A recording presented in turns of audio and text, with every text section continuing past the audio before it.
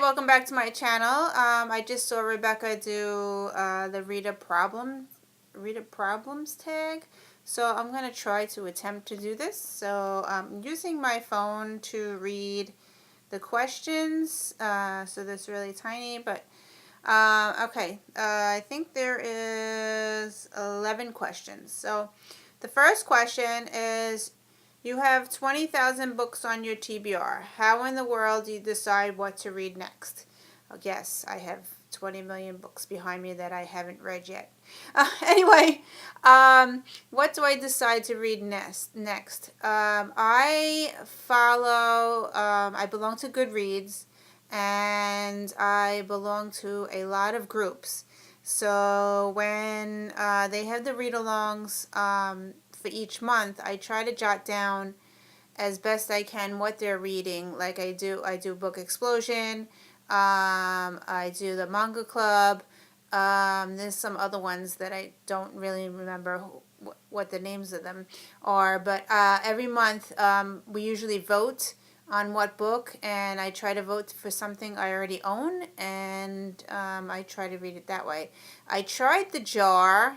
I had everything in my TBR jars, but I was buying too much, and the most recent stuff that I just bought is not in my jar, so that wasn't really working. So that's basically what I do. I try to follow, or I asked my friends what should I read next, something like that, and that's it.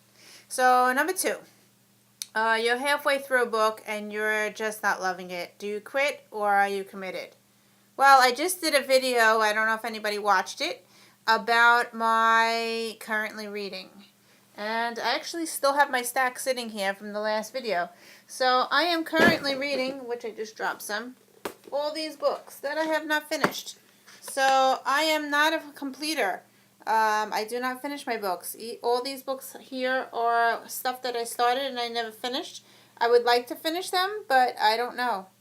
So I did do an embarrassing video about currently reading books. So if you get a chance, check that out. It's also on my channel. Okay, number 3. So, number 3. The end of the year is coming and you're so close but so far away on your Goodreads reading challenge. Do you try to catch up, and how?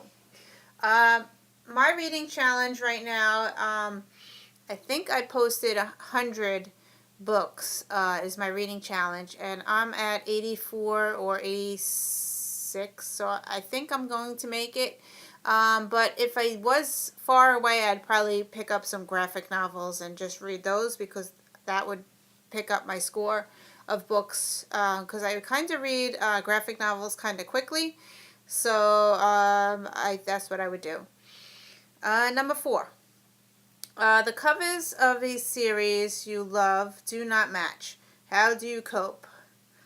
I cringe. I totally hate when a book is in soft covered, and then the next book is in soft cover, but the final book is in hard covered, and you have to wait like forever to read it. I just can't.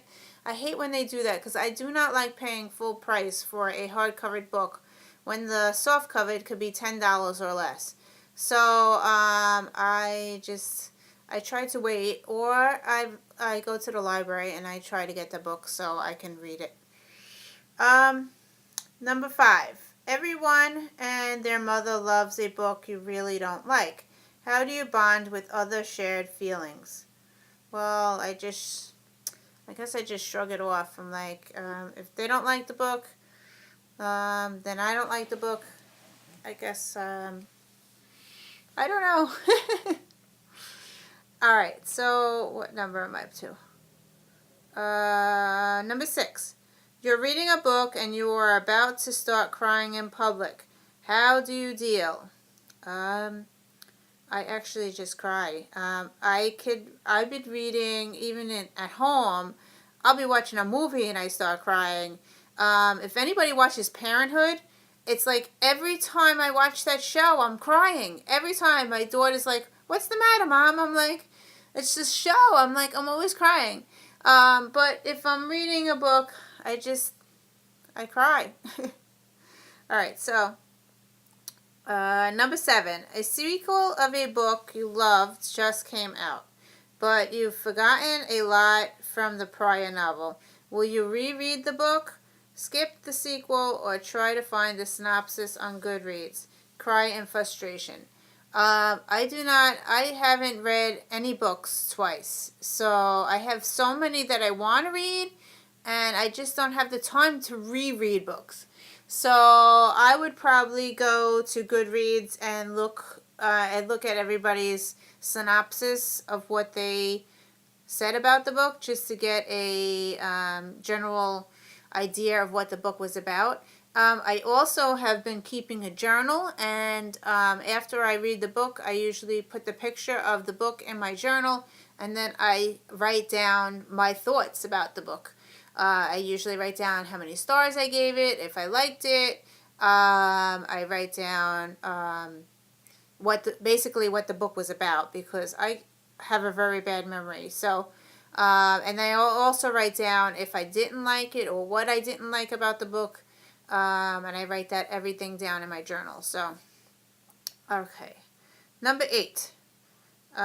You do not want anyone.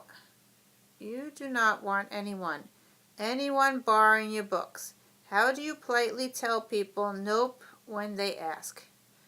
That's very hard. I have a friend who borrowed a book from me, and she hasn't returned it, but she comes here every once a month, so I always tell her, did you remember to bring my book? I haven't even read the book yet, and she borrowed it. I don't like really let anybody borrow my books, because that's the reason. Either they keep it and they don't return it, or actually, I don't even like when my children take the books, because they always damage it on me. So, but that's why I bought my own Harry Potter books. And then they have their own set. So, I don't like to lend out the books. Number 9. Reading ADD. You've picked up and put down 5 books in the last month. How do you get over your reading slump? As you can tell from my last video, I don't get over my reading slump. I just keep on going, and I keep reading and reading. And basically, these sit on my shelf unread with bookmarks in them. So anyway, number 10. There are so many new books coming out that you're dying to read. How many do you actually buy? If it is a sequel and I read the book before, like Mara Dyer is coming out in November, I will pre-order it because I read the first and the second one and I really enjoyed it. But basically the new releases I try to get from the library as best I can, so I don't have to pay, because it's I don't like paying more than $10 for a book, and I also like to get bargains, and I can find them in the used bookstores and stuff. So to buy a new book, it has to be something I really enjoyed. Like as I said, Mara Dyer is coming in November. And also Ignite Me. I haven't finished the last one. I read Shatter Me and all that. That's coming from Book Outlet. Right now it's on sale for like $5.99 or something like that at Book Outlet. So I'm waiting for that to come in my October book haul. Okay, so number 11. Are we finished? Number 11. After you've bought the new books you can't wait to get to, how long do they sit on your shelf before you get to them? Well, some of my books have been sitting on my shelf for months. It really depends on if I'm reading it for a book club or not. Like, I don't know. It depends on the, like if I'm reading for a book club, I will probably go out and buy the book, or try to get it from the library so I can read it. Or I will get it on my Kindle so I could go fast if I'm reading it, if I want to finish it for the book club. But other than that, I try to buy books on bargains. Book Outlet is my the highest price book. Like, I go to Book Outlet.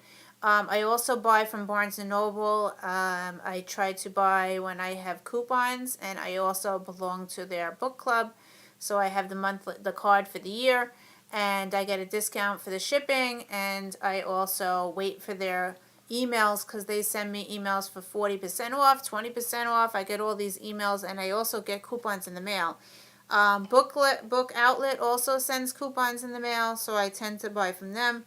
And I love going to used book sales, because especially library sales. If you can find a library close to you that's having a book sale, you could get a book for like $1. It's or free. I actually got 2 books today free from the library. So that will be in a upcoming video. I already taped that. Anyway, I think that's all I have here. So thank you for watching, and I will see you in another video. Bye!